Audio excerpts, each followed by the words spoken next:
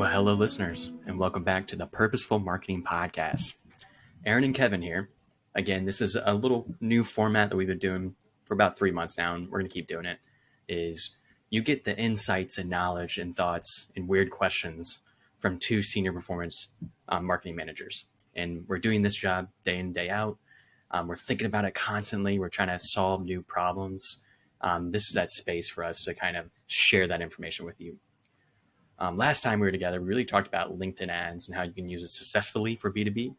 We're going to devote today's episode for Facebook ads. Again, really the ad platform that I think both Kevin and I at one time were very successful at, and things have changed. And I think that's really where we want to kind of have our conversation laid today. So first question, just to get off the bat, Facebook ads, why use it? And maybe, Kevin, you can talk a little bit about how you're using it for B2B marketing. So I'll throw it over to you. Yeah, so Facebook ads, why use it? Feels like everyone on earth is on there these days, right? Like we know who is on Facebook. We know we can attempt to reach them there. And does it work for B2B? The answer is yes and no. Like I believe it can if you do it well, if you find some tweaks to how you're targeting, if you're really mindful of reaching specific audiences versus that broad audience, and also thinking about how your creative is going to fit within a newsfeed that is mostly full of consumer type information. Yeah, I think that's a very straightforward answer. And the things that I will add and linger on is people are on that channel. And when we say Facebook ads, we're also talking about Instagram as well. This is where the primary demographic of buyers right now kind of exists, is on Facebook and Instagram. And although things have changed about it as far as what content is in the feed, what hasn't changed is that we can reach them there. And also that, quite frankly, compared to LinkedIn ads, the cost to reach them there is a lot lower. And I think that's partly why you do kind of want to use Facebook ads as part of your program at certain points to kind of help you scale, because you're going to be able to reach more people at a lower cost. One thing I do want to talk about is the targeting on Facebook ads. And again, Kevin, you have a lot of experience we talked about this before, but iOS 14. What happened then, and how do you use it now? Like, what are the targeting features now?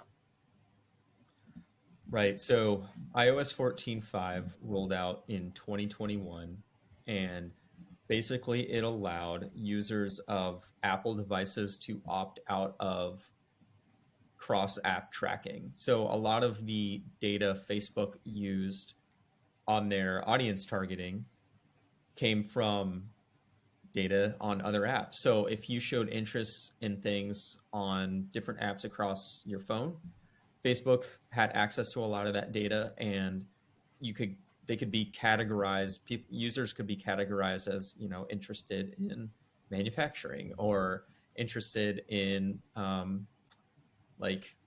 just general industrial interests. So when that rolled out, people could opt out of that tracking. And so it made it more difficult to have the targeting on the Facebook ad product be hyper specific. And it also made it more challenging to track conversions and actions that happened on your website. So Facebook, up until that point, was very, very friendly for advertisers of all types, especially like consumer brands that were tracking cart purchases, things like that. So after that, things have definitely been more difficult. However, the fact remains that Facebook ads are very underpriced attention. As you mentioned, the CPMs, the cost to reach 1,000 people on a Facebook ad is sometimes 10 times cheaper than it is on LinkedIn, which is extremely powerful, and we still want to take advantage of that. And there are other ways to track and measure progress on the ad platform and outside of it as well. So that's a lovely breakdown, and that was so well articulated, because I think what I deal with most, I know you do too, is now that people know this, it's, well, Facebook ads doesn't work. And I think we hear that comment a lot. And I think what I want to preface to people with all the channels we're going to talk about, all the activity that Kevin and I are going to break down is there's always things that don't work and there's always things that do work. The one thing we are pointing out is targeting is kind of exactly the same almost, but maybe again, the confidence we have in reaching the right people at the right time is just not as baked in the platform as it used to be. So knowing that, again, we can reach the most people at the lowest cost, I think it can still work for B2B. You just really have to change your expectations again on like what are the levers you can pull and can you get it to the right people. And Kevin did mention again that in B2C, Facebook ads is very successful. And that comes down to really the algorithm targeting these signals, right? So for e-commerce, it makes perfect sense. It's, we need people to purchase more. There's a pixel on the site. Facebook's seeing that. Facebook's really good at using their algorithm to identify those people to get more cart purchases. And we may not be able to layer on all these interest targeting, exclusions, do all these little levers of audience targeting like we used to be. But again, Facebook is great at making sure people purchase, or finding the right people to read this content. So the other thing I do kind of want us to talk about is like attribution. So you've already kind of hit on this, but was it easier to attribute before, or again, attribution is exactly the same? It's just our visibility of attribution is different. I think it's more difficult. Okay. Yeah, it's pretty clearly more difficult. I'd worked when that rolled out at the time. I was working at an agency where we had access to another tracking tool called Hyros, which was pretty accurate. It used all of its own like tags, and it integrated directly with Facebook and your website. So it was much more close to accurate measurement than what you would see on platform. And there were times when on platform it would say there had been 4 conversions when in reality there had been 10. Mm. So there was quite a bit of, and still is quite a bit of, inaccuracy, like variation on what the report conversion was, but also just like anytime the pixel's firing. So I always say don't take the on-platform metrics that are related more to conversion. Don't take those as a source of truth. Mm-hmm. You need to actually, on the like in B2B, have it integrated with your CRM. That's going to give you much more accurate measurement. But as far as like the baseline metrics of clicks and impressions, those all seem to be pretty in line. And I don't really see how iOS 14.5 or anything else could ever really sway those too far. Yeah, I think you bring up a great point. I believe we covered this in a measurement episode, but with all these ad platforms, we have to view it holistically with all the marketing activity we're doing. And the best way to do that is to use your single source of truth, which is the CRM. And again, we know that maybe attribution's different now, and maybe you won't see that direct attribution to Facebook. But if you're looking at the holistic funnel and all the activity you're doing, you're going to start to be able to correlate and see those positive signals of we're doing activity in Facebook. Now we're seeing lift with this type of customer that we're getting the content in front of on Facebook. I want to kind of pivot us a different direction here because we kind of just talked about what Facebook is, kind of how you use it. And we are kind of answering the second part of this episode, which is maybe why not Facebook? So Kevin already spoke about the targeting. So I'm just really going to segue him into the next part of the targeting is since targeting is harder on Facebook ads, like what are the things you can do to make targeting more accurate on Facebook ads if you want to use that channel? So there's some really cool tools. One that we've used is called metadata, and it allows you to essentially use like the LinkedIn audience builder, and then you can export that data into a custom list. So it's like a CSV file, like a spreadsheet that you can then upload into Facebook as a custom audience. That's a pretty cool way around the targeting issues within Facebook directly. If you don't have access to a tool like that, there are several, but you don't have access to something like that, you don't have the resources, and you can just use on platform Facebook targeting. Maybe you can get in there and find an audience that works for you in B2B, but it can be challenging, not going to lie. You can also use things like lookalike audiences.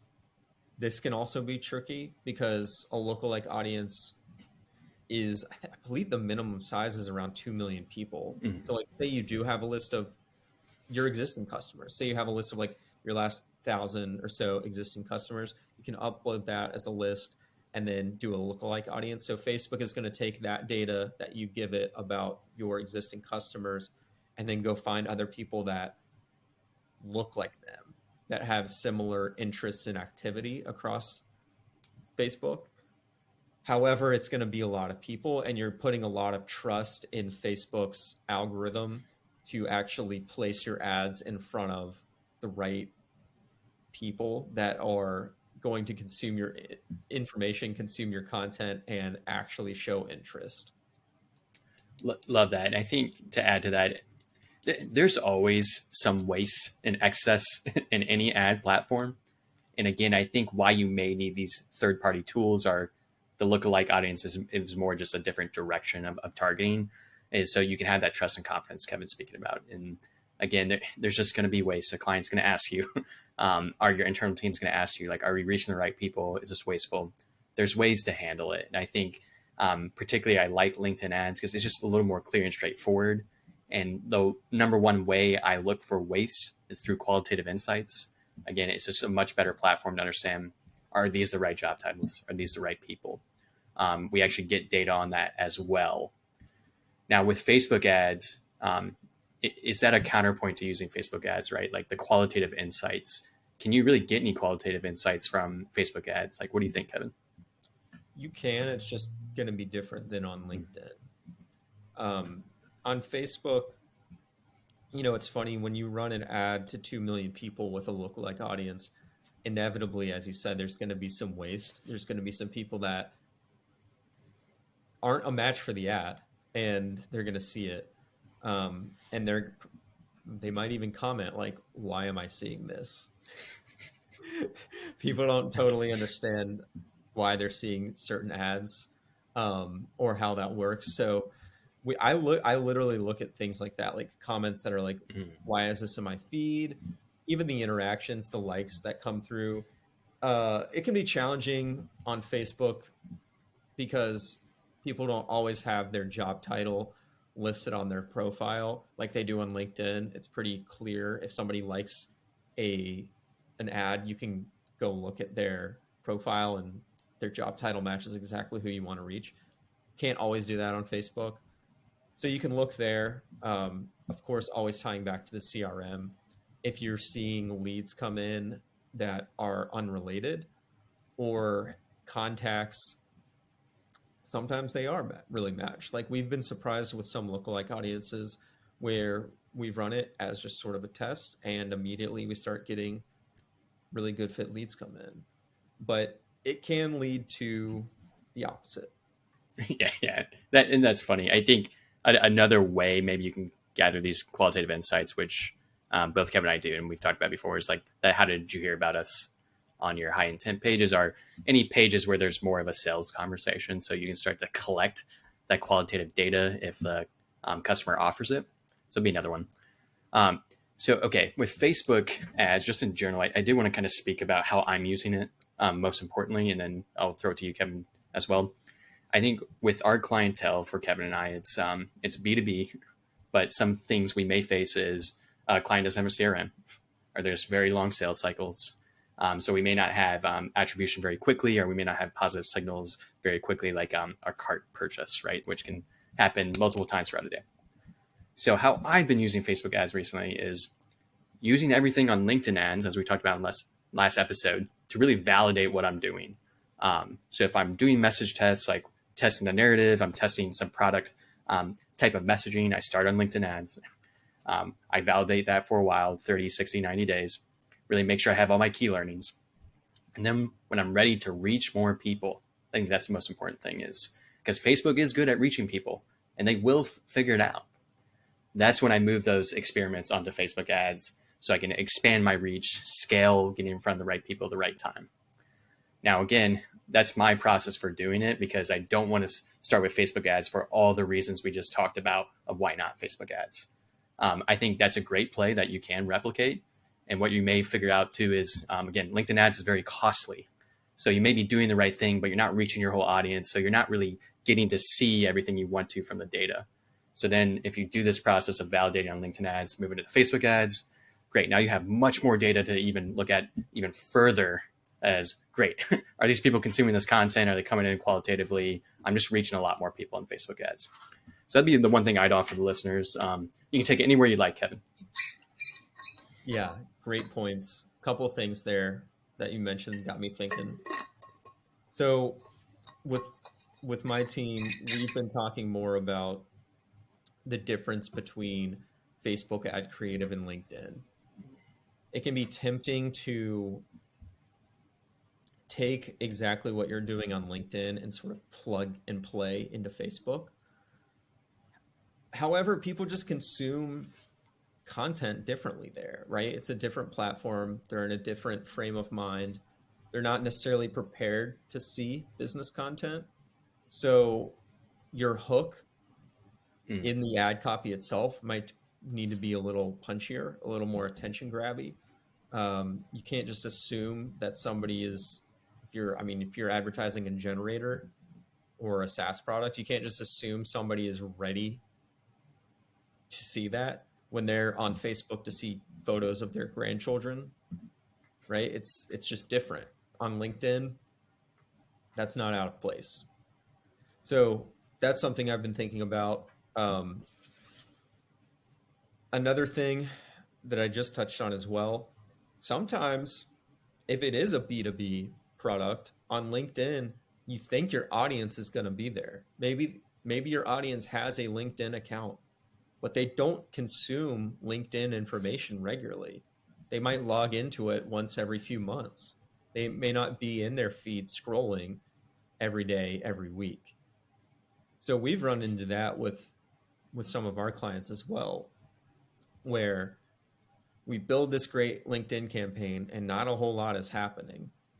Or like these folks, they're just not checking their LinkedIn account, but then we start running things on Facebook and things start happening, which might not sound like what you would expect from the start, because those people are checking their Facebook every day because they are going to look at photos of their grandkids, their nephews, their nieces, their brothers, sister, whatever. So yeah, it can be tricky. It can be tricky sort of finding the balance between these two platforms, because the ad products are so similar in that there's images, their videos, the targeting, like the interfaces feel similar, but man, are they completely different contexts. I think that's a great shout. And honestly, maybe our next episode should be about creative and the ways to think about it. I think for my example, I'm lucky to have a lot of video content because we have so many clients with podcasts or live events.